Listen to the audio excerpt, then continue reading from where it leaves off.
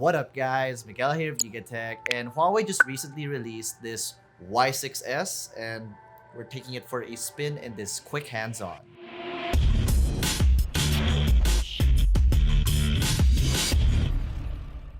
Checking out design real quick, as you can see here at the back, we got this two-tone finish, matte at the bottom, glossy plastic up top, very reminiscent of the Google Pixel 2, or even 3 for that matter.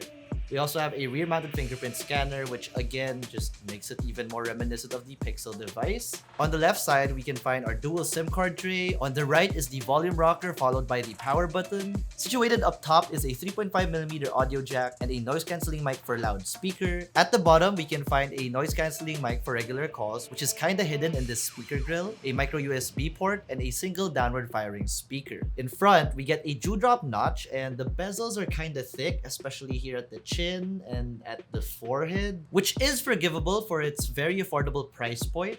Now we also get this 6.09-inch HD Plus IPS display, and under the panel of this device is a MediaTek MT6765 chipset. We get 3 gigs of RAM and 64 gigs of internal storage, which is fine since we do get expandable storage support of up to 512 gigs. At the rear, we get a single 13-megapixel main sensor, and in front, we get a 8-megapixel selfie shooter. Powering this device is a 3020 mAh battery, and in terms of software, we get Android 9 Pie out of the box, skinned with EMUI 9.1 on top. So my only takeaway from this first impression is this matte texture does feel nice to the touch.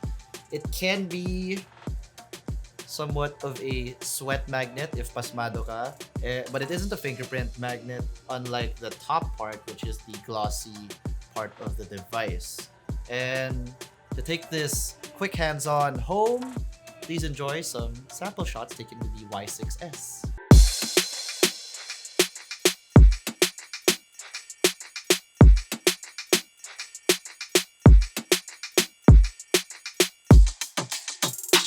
Alright, so that was the Huawei Y6s. Let us know in the comment section below what you think of this device, and if you enjoyed this video, be sure to smack that like button, subscribe to our YouTube channel, hit that bell icon so you get notified of future uploads. Be sure to visit YugaTech.com for the latest tech news and reviews. Of course, await for our full review of this device coming very soon.